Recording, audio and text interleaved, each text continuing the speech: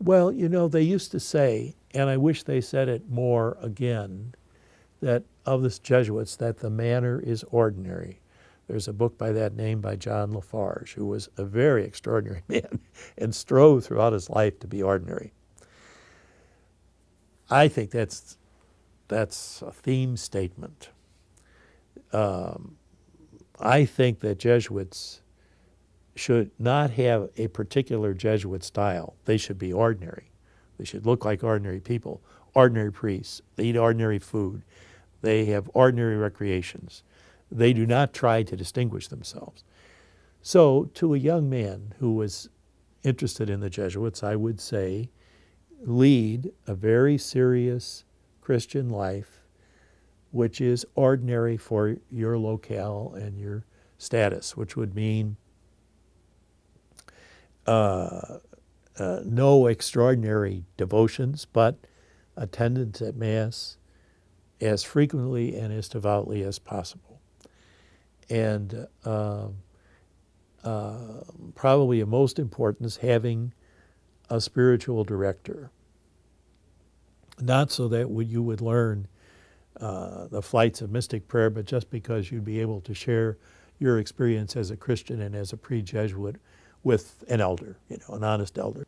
I would say that that in terms of style of life and all that, it should just, if you're an undergraduate, it should be like an undergraduate. If you're working in a bank, then it should be like the other bankers, you know. I would also I'd ask that person to try to become more and more subtle about the experience of prayer.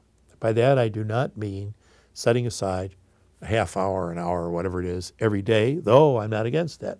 Only I've never been able to work it, so I could never say that to him. But I would say, as you go through your day, try to, classroom, you know, when you're there with those other people and someone's talking at you or you're looking at the PowerPoint and all that, be alert to an invitation to become aware that God is there, that sort of thing.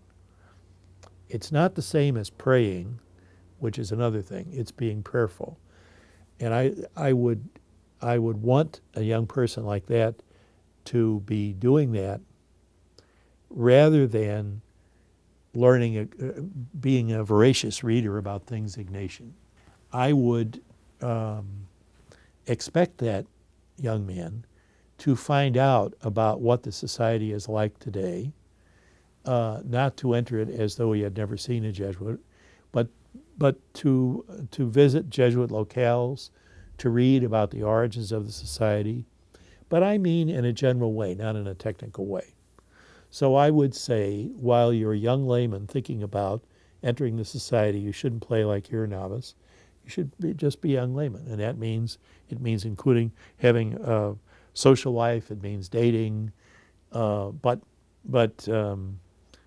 with the understanding that there may be a dimension of your future that takes you out of all this.